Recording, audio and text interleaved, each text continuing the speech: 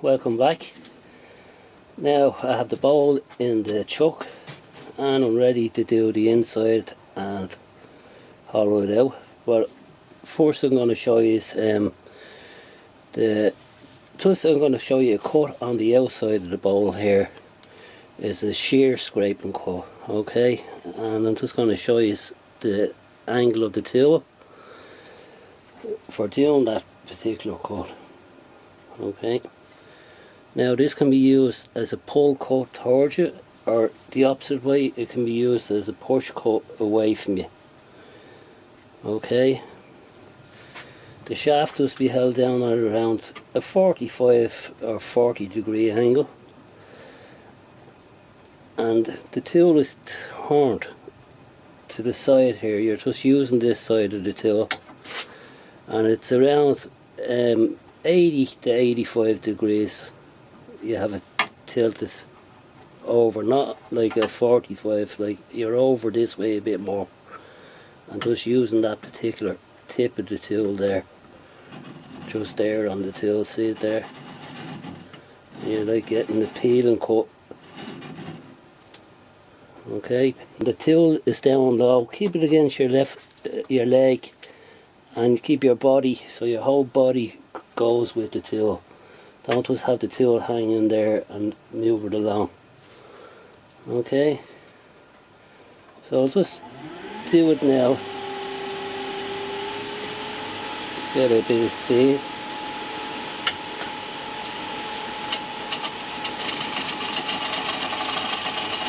Just let it glide along nice and light.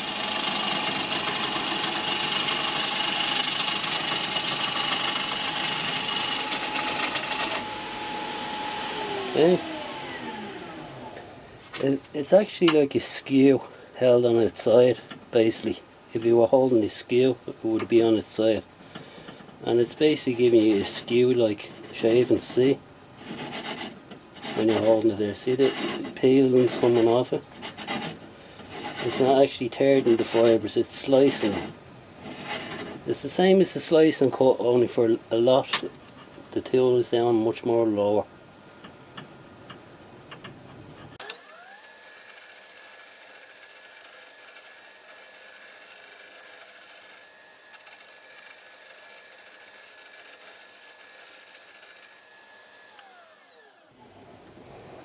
You just get nice little fine shavings off it, and you can go along back and forward nice and gently till you finish the bowl and work your way along the bowl to get rid of any torn end grain that you have in your bowl.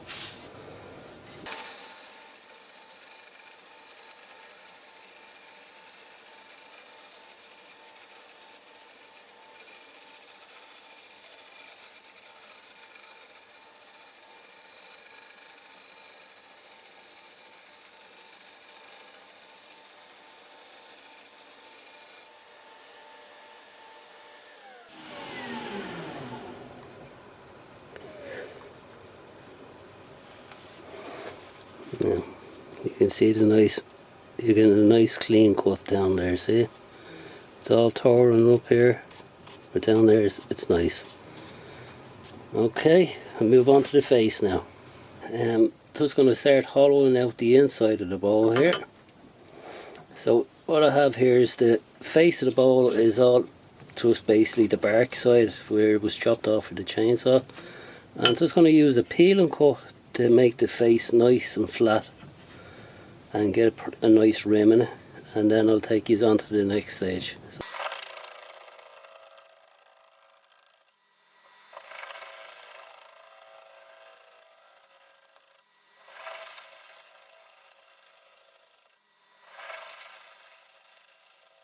Now we're going to start removing the wood from the inside of the bowl, and the cut we're going to use this is an interior roughing cut. So the tool is going to be on centre, level, and tilted over at a 45, and you're going to start the cut here and go towards the centre, in and around, in and around. Okay, let's show you this now.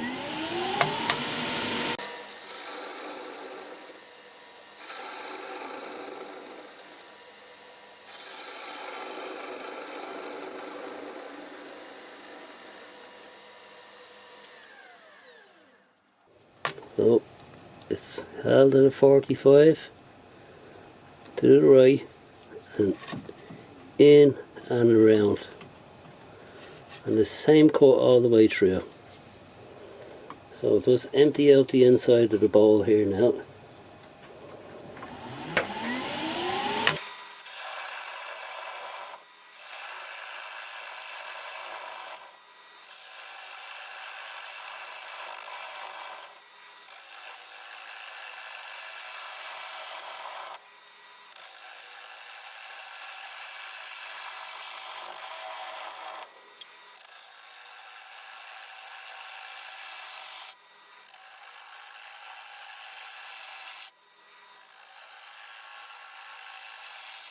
I'm going to move my tool rest into the centre.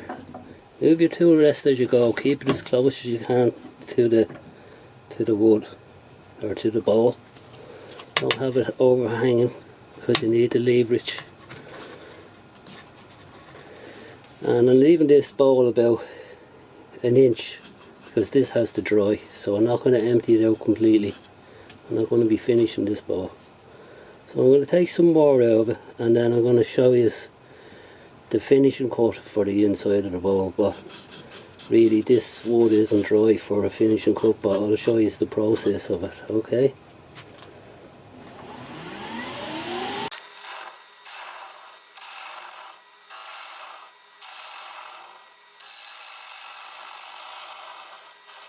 What I'm going to do now is show you the finishing cut for the inside of the bowl, which would be used on a dry piece of wood that should be using a finishing cut.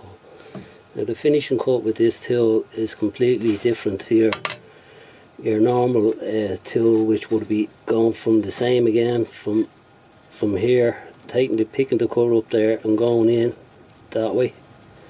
But with this tool, it's on centre. The tool is right on the centre of the wood, and it's held in this position straight up, and you're going to be using the left hand 1/8 of the tool on the left hand side for the cutting.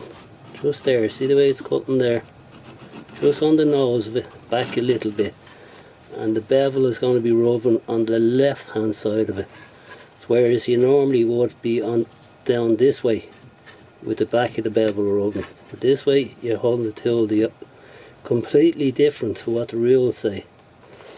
Okay, so to start this cut is, when you're going into the bowl, don't go in straight away like that, because without the support the tool is going to flip over to the left and destroy the whole rim of the bowl. So you want to just keep your finger close to it there, go in, start the cut on the rim, then as it goes in like that, turn the tool up like that and follow the cut right around. Keep it low all the way around to the base, right into the centre. Okay, so we'll try that now. Just start on the rim.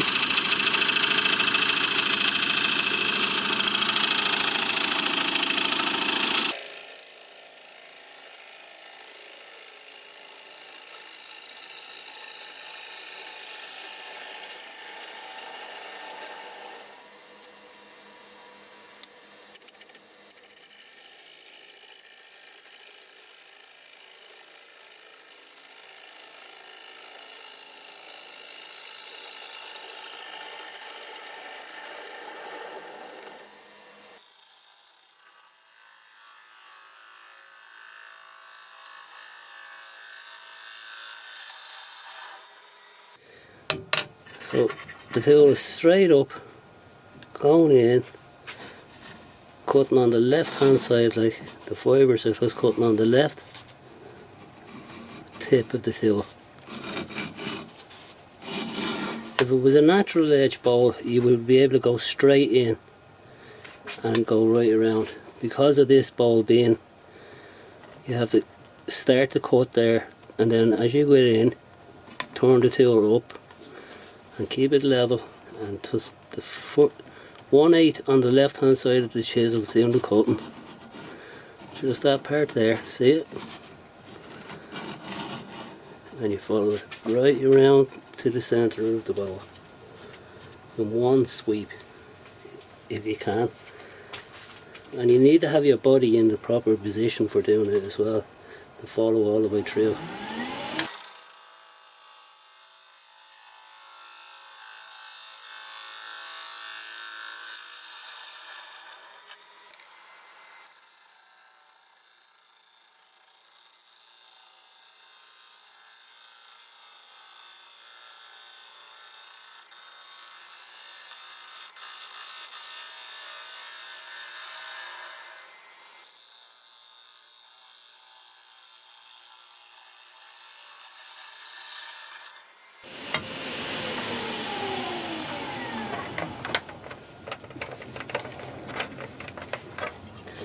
Okay, that's all I can really take out of this bowl now, because this is still wet.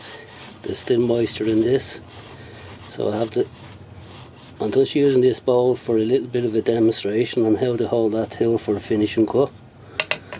Okay, in the beginning of part 1 I was showing you a bowl, and this is it here, and I cored this bowl and I got a small little piece out of the middle, but it's not much of a piece, but it's better having that than having it on the ground as shavings, that little piece there. You can make a pedestal for that bowl, or just have a nice little bowl that fits inside this one. Just sits in it, you make a little dish out of it. Okay, so with this bowl, this blank I have here is 5 inches in depth by just over 12 inches in width, and I hope to be able to get 3 bowls out of this piece here. And I'm going to be using the Kelton bowl saver, and I'll start out with this one here. I'm going to take one out of the centre with this tool, then I'll switch over to a tool and take another one out of the side of it here. Now this device, okay, it ain't that easy to use. It's a bit hard on the lathe and hard to get used to. Okay, so I'll just give you a little run through of things I picked up on my way that helped me out in using it. Okay, so the first thing is this tool has to cut on centre. The tip of it has to be cutting on centre. It's like a scraper, so the nib of it has to be on centre. So when it's sitting on the tool rest that it comes with, it's just on centre on this lathe here. But this side here, the bar was up, and you can see the way the tool is sitting there, it's not sitting properly, so I put 2 bits of pipe here over that bar to take up the space so that it fits a bit more better there. Okay, because it has to be on centre all the way into the bowl. And the way you want to be using this tool, I find, is not to put too much pressure on it. Don't let the tool do the cutting, because when you start pushing this and jamming it, it just binds, and the sides will start rubbing on the inside as you get deeper and deeper, and it just won't cut. All you're doing is putting pressure on the lathe. So as you go in, you want to just push it in, you want to be pushing on the end of the handle rather than on the face of the handle there. So like you're pushing on the end, the tool just follows the shape.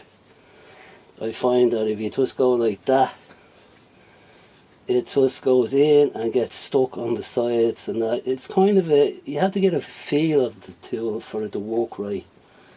When I got it first, I put it on and I was smoke coming out of it, and the belt was skidding and the lathe was getting stuck, so I just picked up and messed around with it till I got it running properly, and it's running pretty okay. But it's a great device for saving wood. If you're doing a lot of bowl turning, well worth investing in a bowl saver. Okay, so the first one I'm going to do is this one from the centre, and it doesn't you can spray some WD-40 on this here to help the tools slide a bit better. That helps in real wet wood. It helps in a way, okay? We're ready to do the first one. And basically, I have my lathe switched down onto a lower belt, so to give me more torque on the lathe. Otherwise, it'll just start stopping and starting, and it won't have the torque. If you do get a catch with this tool, if it starts binding, the lathe will slow down and the belt will start slipping. So just drop it down and give you more torque. And when you start it off, try and put a bit of a V in the opening so the shavings can fly out and don't get stopped. So just wiggle it back and forward and open up the cut, kind of like a V, and then go in with the tool nice and easy.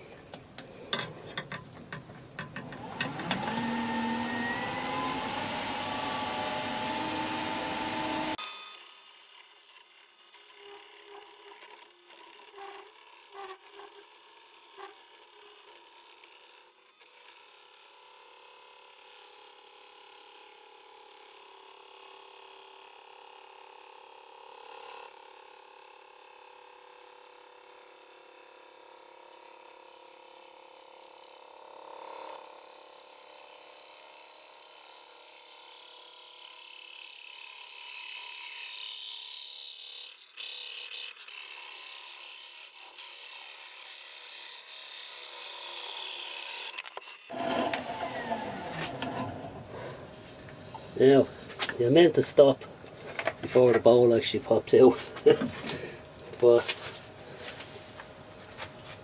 I just went all the way in there. Okay, so there's the first little bowl there. Okay, it was a bit of a burning on the side here, so I didn't open them out of it a bit. That's what I'm saying, if you don't open them out as you go in, you're going to get this binding. That wasn't too bad, that one. I have it set up here now for the next bowl, and what I have here, I'll just take it off here and show you. I have a homemade laser on this. It's just a homemade one with a laser pointing to the tip of it. Okay, it's just a home rigger, just to give me an idea. I don't want to go for the bottom, so I know where I'm going with my depth on my second one. So not too worried about the first one. So basically I'm just going to follow that light and make sure I have a halfway point marked on the back for the bottom of this bowl, and a halfway point that'll give me the bottom of the other wall, so I don't push it too deep and I don't go too thin. So basically I have a line marked out in the back and I'm going to head for it with this light on the outside.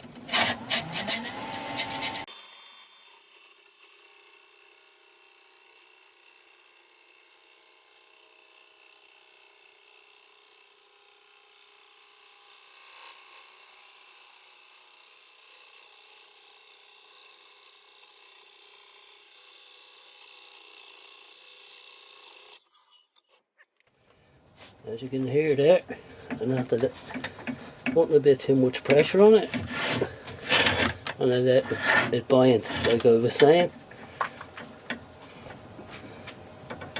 Just going to put a bit of spray oil on it here. That will help me slide in there.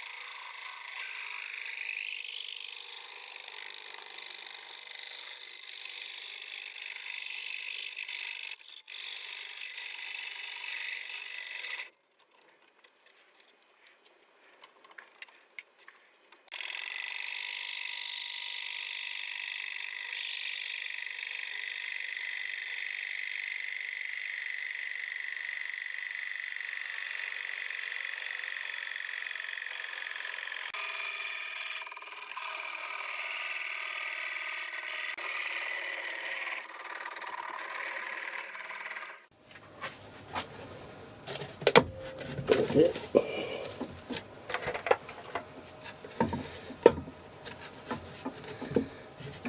Okay.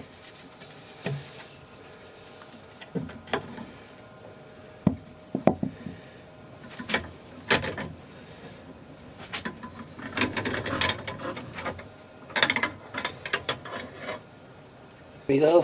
Here's 3 bowls out of the one blank. 1, 2 and 3. Okay.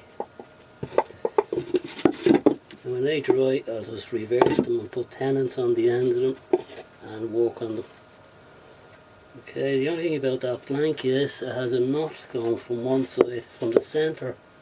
You can see it's in that. And it goes through the side there, in that one there. And it's in that one there.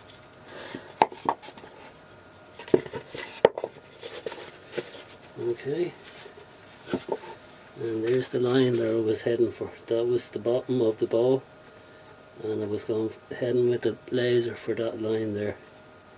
That's to give me enough, and I have plenty of meat there now. Make a nice set of bowls, 3 bowls.